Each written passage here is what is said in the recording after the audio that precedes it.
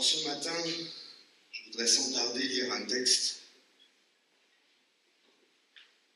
dans Jacques, chapitre 2. Et nous allons lire à partir du verset 14, s'il vous plaît.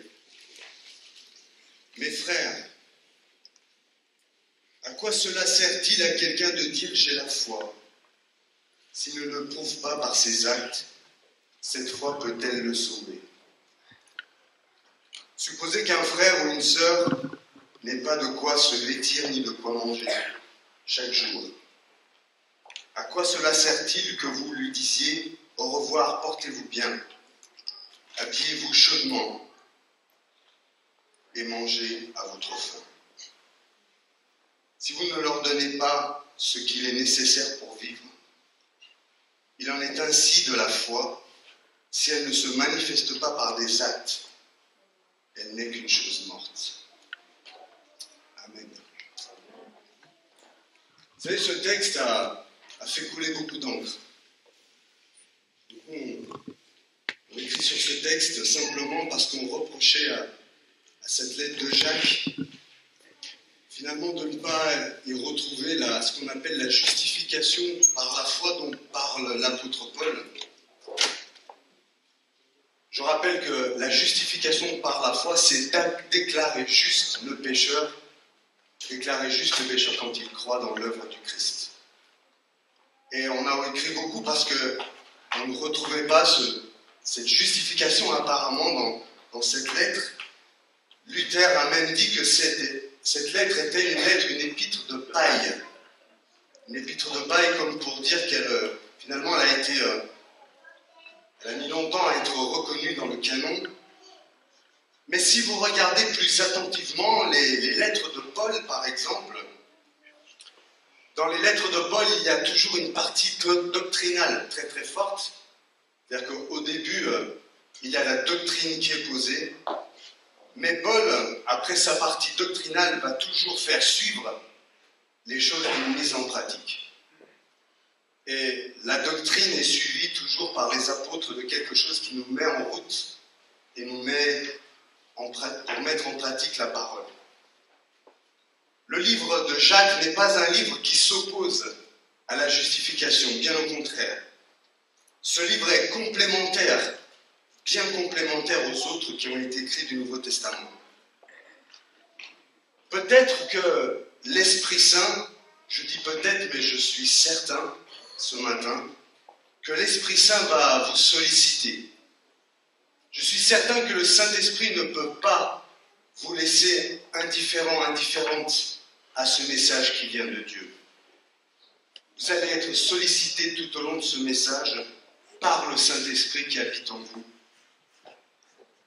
Comme vous le savez, une des valeurs phares de la vision est d'être au service des plus pauvres. Un pasteur à qui on disait « Qu'est-ce que tu recommanderais? Quelle est la chose la plus importante ?» C'est ça, François, il disait « Occupe-toi bien des pauvres ». Bien sûr, l'évangélisation est au cœur des valeurs phares de notre Église. Mais j'aimerais vous dire que l'un n'exclut pas l'autre. On n'exclut pas l'un ou l'autre, mais c'est ces deux valeurs, plus la prière qui est dans ces valeurs-là, mais la prière, elle aussi, même si elle est une valeur phare, j'aimerais vous dire que si nous prions pour les pauvres, sans leur donner à manger, nous essayons simplement d'apaiser notre conscience. Prier pour les pauvres sans rien faire, eh bien, on prie pour apaiser un peu notre conscience, mais c'est uniquement ça. Jacques, en tant que responsable de l'église de Jérusalem, invite tous les chrétiens à ne pas séparer la foi de nos actes. Ce sont nos actions d'amour qui démontrent que notre foi est vivante. Notre amour, il peut être parlé, mais quand l'amour il est parlé et quand il est suivi d'actes d'amour, eh bien c'est ça que le Seigneur veut pour notre Église et pour tous les disciples du Christ. Si un frère ou une sœur sont nus et manquent de la nourriture de chaque jour, et que l'un de vous leur dise « Partez en paix, mettez-vous au chaud et rassasiez-vous », sans pourvoir à leurs besoins physiques, à quoi sert cette prière? À quoi sert-elle? Quelqu'un a écrit « Ma faim à moi est un problème matériel, mais la faim de mon prochain est un problème spirituel. » Je répète, ma faim à moi est un problème matériel, mais la faim de mon prochain est un problème spirituel. Déjà dans l'Ancien Testament, la loi invitait le peuple d'Israël à aider les pauvres. Dans le Nouveau Testament, les premiers chrétiens, vous le savez, partageaient aussi leurs richesses. C'était le signe, un des signes qu'ils étaient unis et remplis d'amour les uns pour les autres. C'était un des signes forts. Notre Seigneur, notre Dieu, est le Dieu des pauvres. Nous avons peut-être cru que l'évangélisation et l'aide des plus pauvres n'étaient pas compatibles. Mais l'évangélisation et l'aide des plus pauvres font partie de notre vision. Bien plus, je sais que c'est la volonté de Dieu d'aider. Si le Christ règne en nous par l'Esprit, et comment être enfant de Dieu si le Christ ne règne pas? Mais s'il règne en nous par son Esprit, nos actes d'amour vont le démontrer. S'il règne, ça va se voir, se démontrer. Nourrir ou vêtir les pauvres, c'est la suite visible de ce que Jésus a fait pour nous, frères et sœurs. Il était riche, nous dit 2 Corinthiens 8,9, il était riche, mais il s'est fait pauvre par amour pour l'Église, pour nous. Alors si Dieu est venu nous secourir, ma foi, elle est vivante par des actes qui secourent aussi les pauvres. La Bible dit que nous avons été consolés pour consoler nous-mêmes. Le Saint-Esprit nous a consolés pour consoler.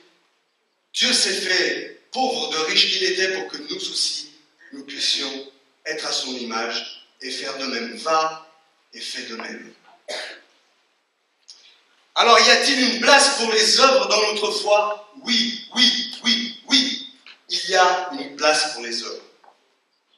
Alors, si aider les pauvres ne nous sauve pas, comprenons-nous bien, aider les pauvres, ce n'est pas ça qui nous sauve. Éphésiens 2, 8, 10 nous dit, c'est par la grâce que vous êtes sauvés, par le moyen de la foi, et cela ne vient pas de vous, c'est le don de Dieu.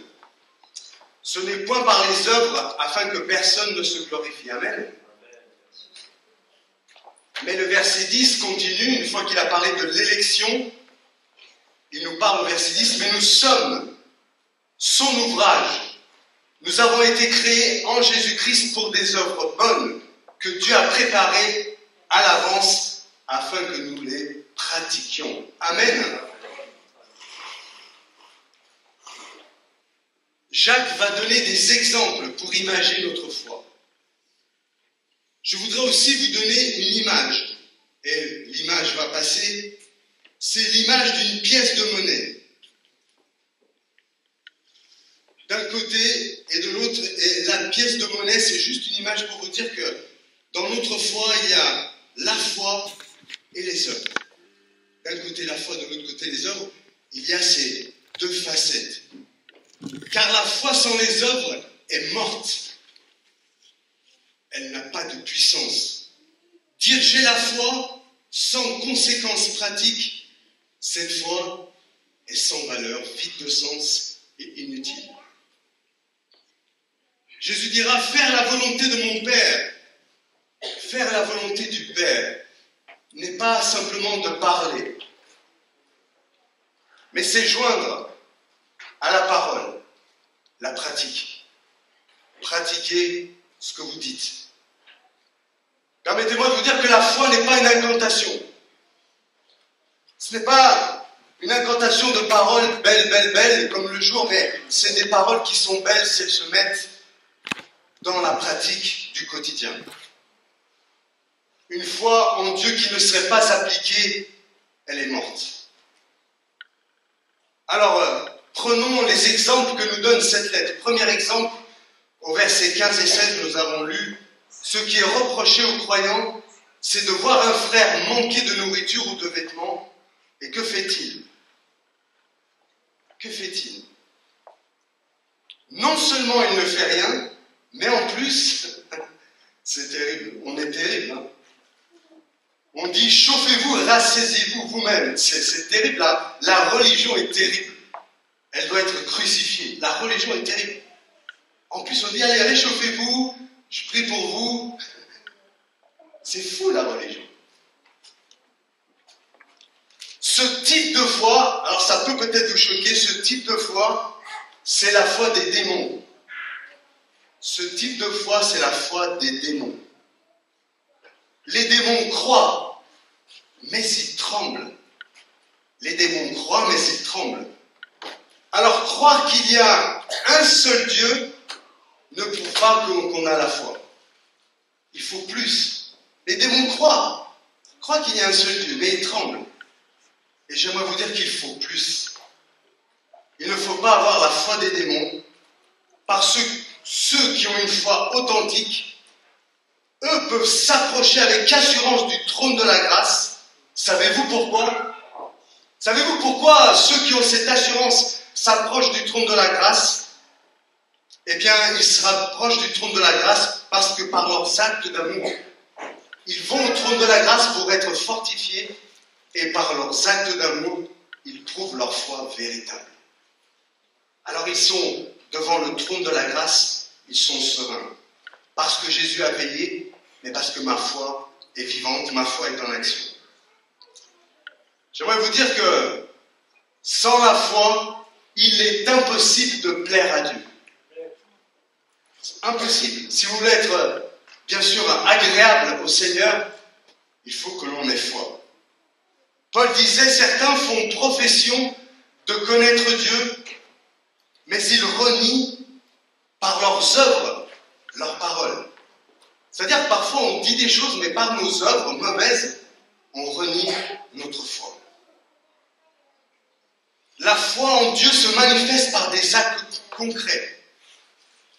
C'est ce que Dieu veut, c'est que notre foi se manifeste par des actes.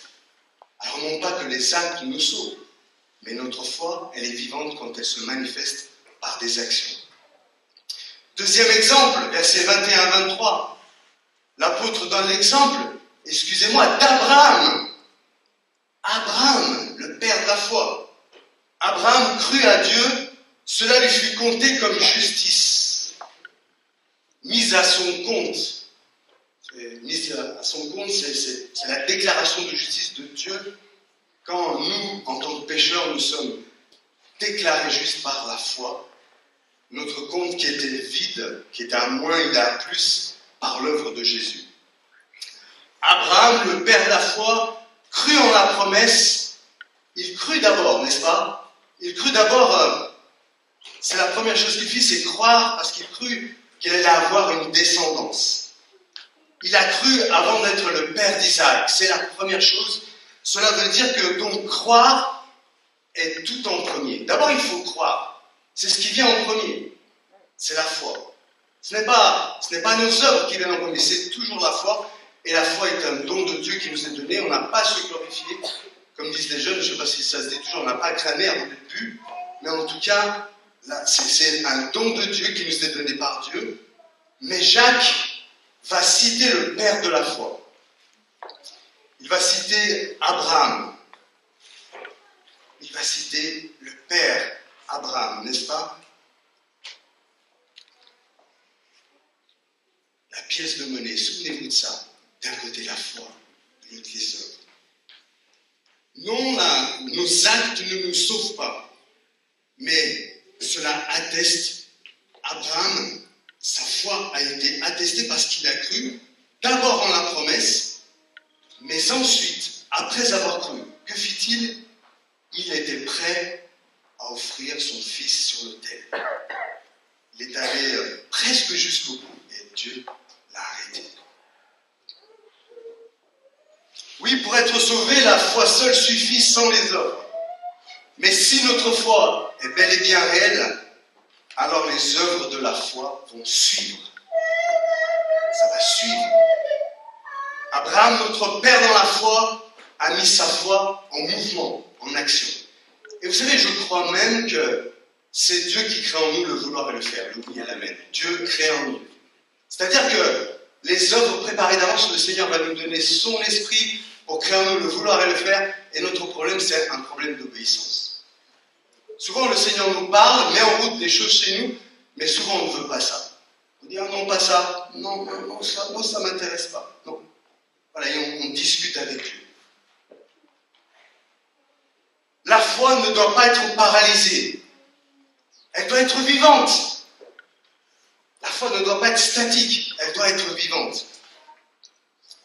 Un autre exemple, toujours dans le même texte. Cette femme prostituée dont il est parlé.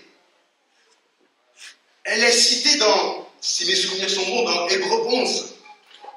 Dans les héros de la foi.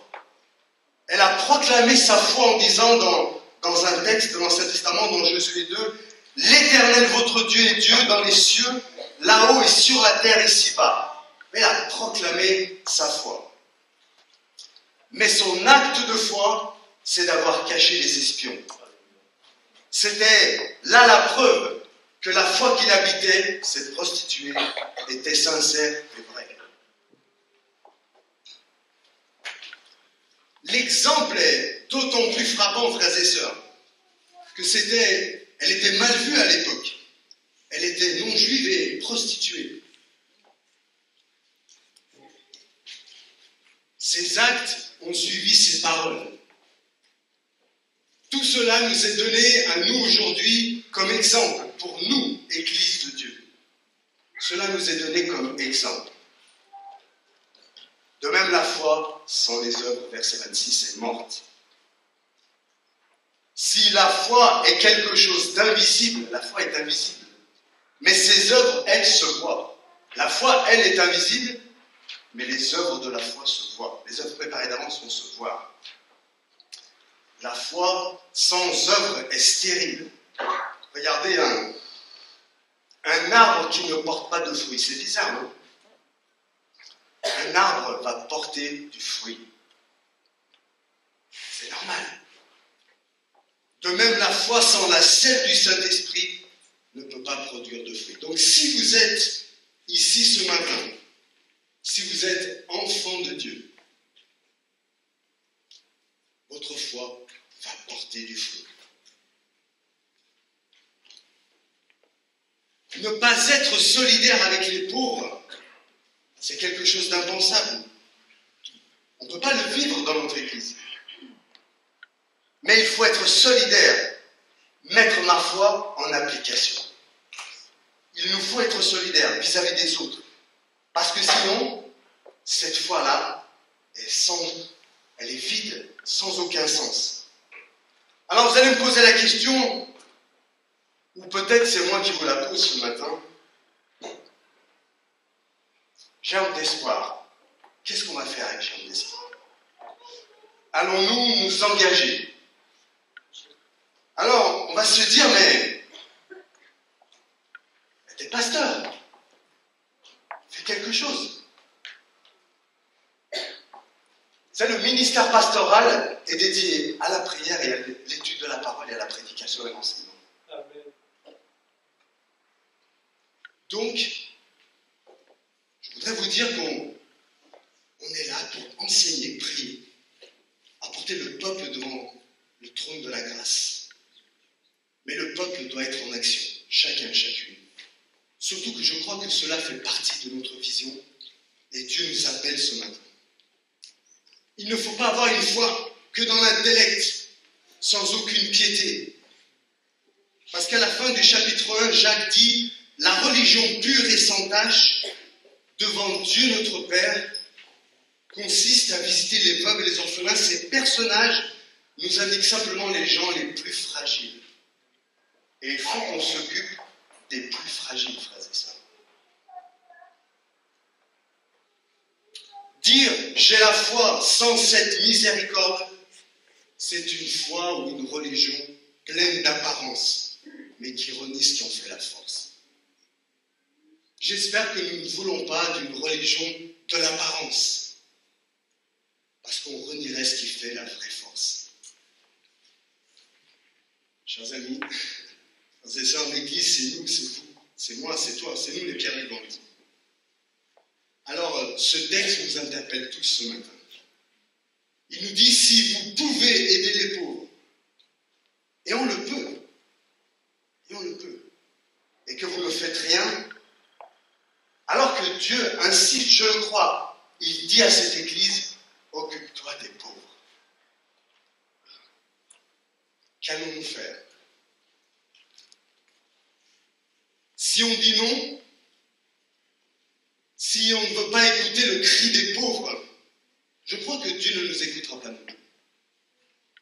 Agé, je vous l'ai dit la dernière fois, quand il interpelle le peuple en disant, vous vous rappelez le court message de dimanche dernier, il a dit, vous vous occupez de vos maisons, et la maison de l'Éternel, elle n'est pas reconstruite.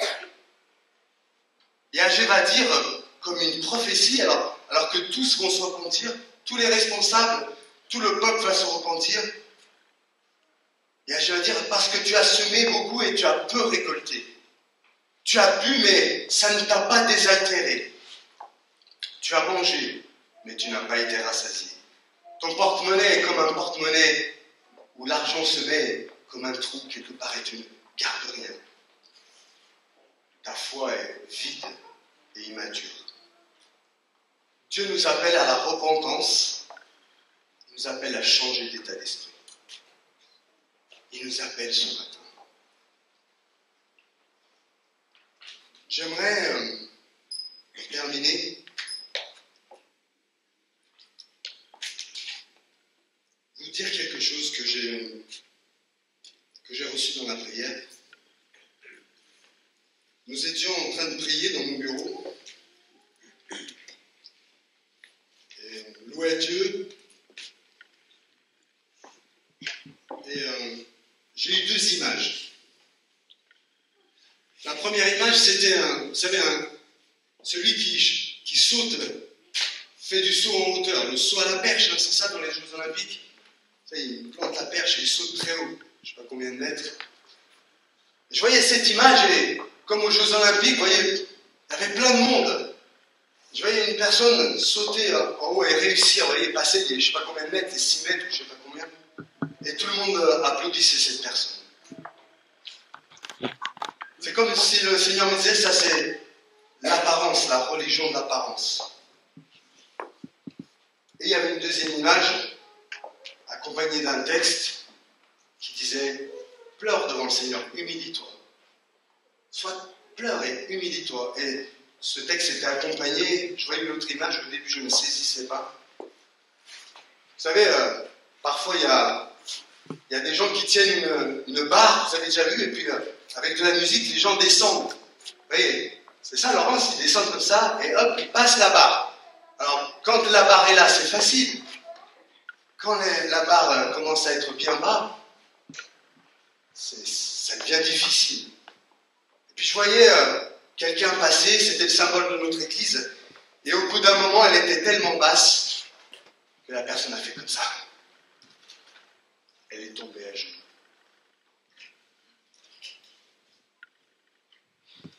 Elle est tombée à genoux. Et l'humilité,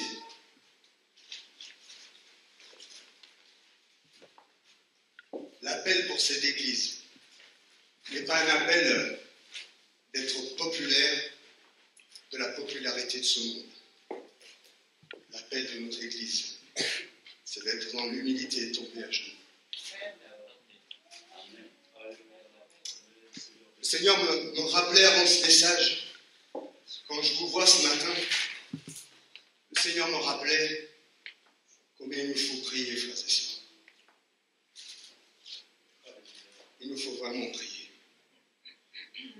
Parce qu'on a besoin de transformation. On en a vraiment besoin. On a besoin d'être décentrés de nous-mêmes. On a besoin de s'intéresser aux autres. Parfois, on peut être dans le jugement, frères et sœurs. Parfois, on se dit, mais telle et telle personne,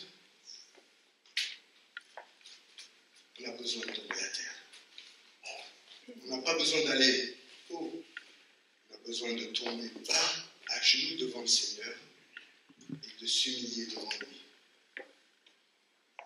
Frères et sœurs,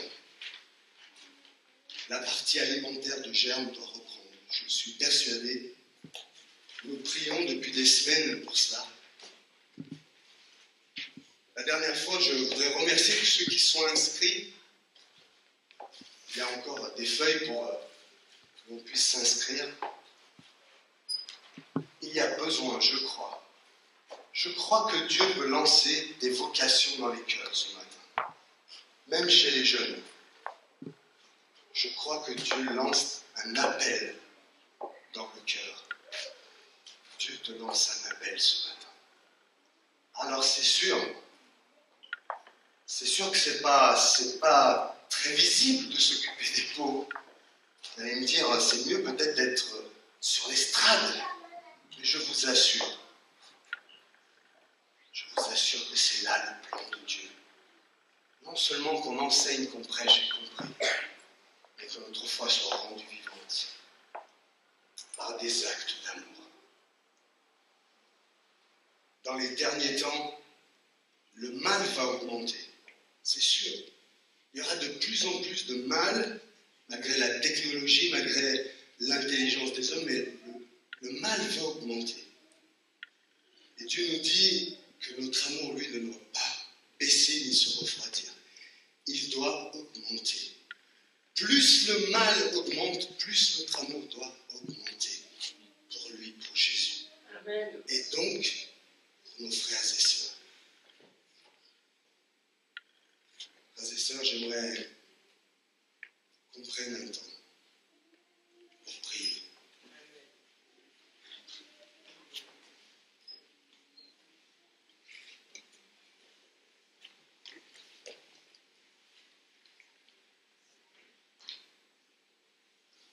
Seigneur Jésus,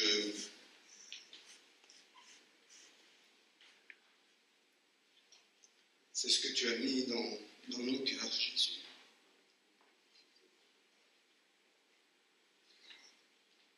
Seigneur, on veut te demander pardon. Parce que parfois on est attiré par tout ce qui se voit.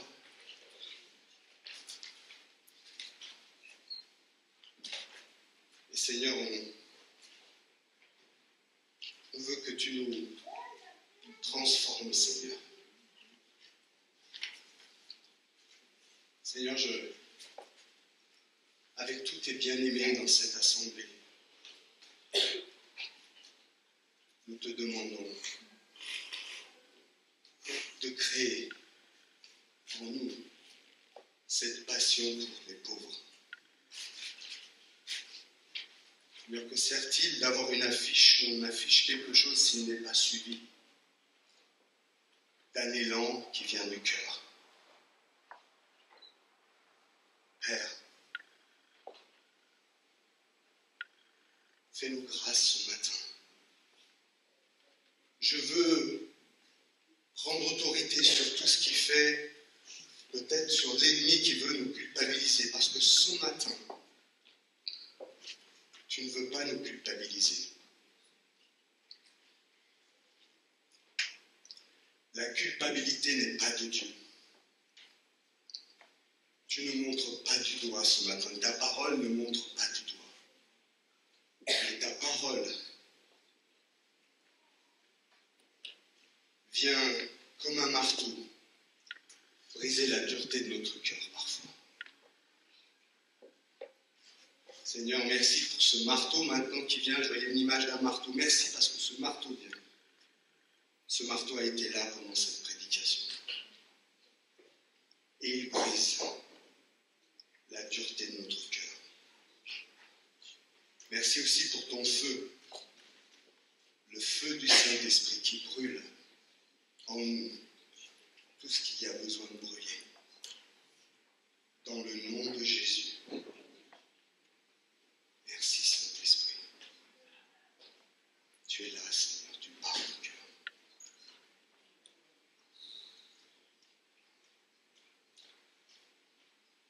Merci Jésus.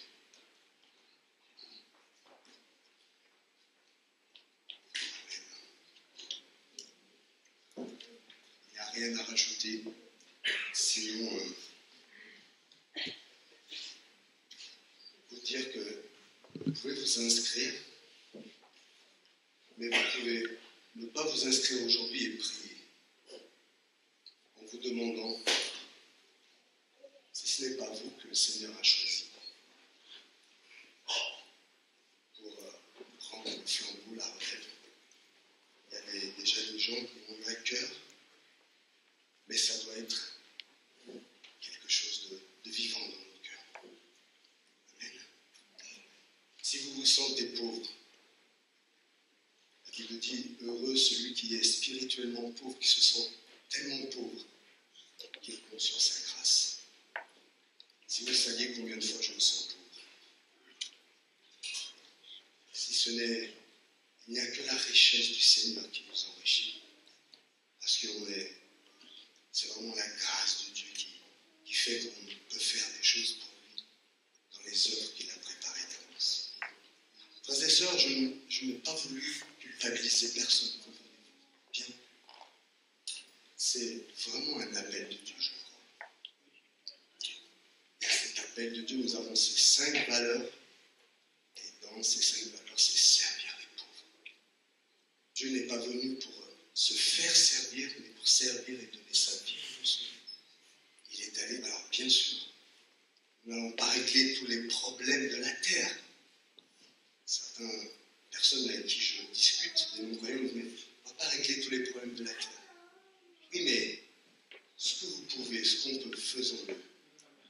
Mais faisons-le bien, avec amour. Il doit y avoir un plaisir. Vous devez sentir combien Dieu est content quand on s'occupe des gens qui ne peuvent rien vous rendre. Vous savez, souvent dans le monde chrétien, il y a une idée de donnant, inconsciente. Je te donne, j'attends le retour. Je t'invite, tu m'invites, je te fais ça. Ça, c'est dans le monde. Heureusement qu'à l'image de Jésus, Jésus n'a pas attendu de retour. Il a béni les 10 lépreux, il y en a quelques qui l'a remercié, mais il a fait du bien. Faisons du bien. Parce que j'aimerais vous dire, certains cherchent quelle est la volonté de Dieu. Mais quand vous aimez et quand vous faites du bien, vous faites toujours la volonté de Dieu. Aimez, faites du bien, et vous serez toujours dans sa volonté. Amen. Je vous aime, frères et sœurs. Amen.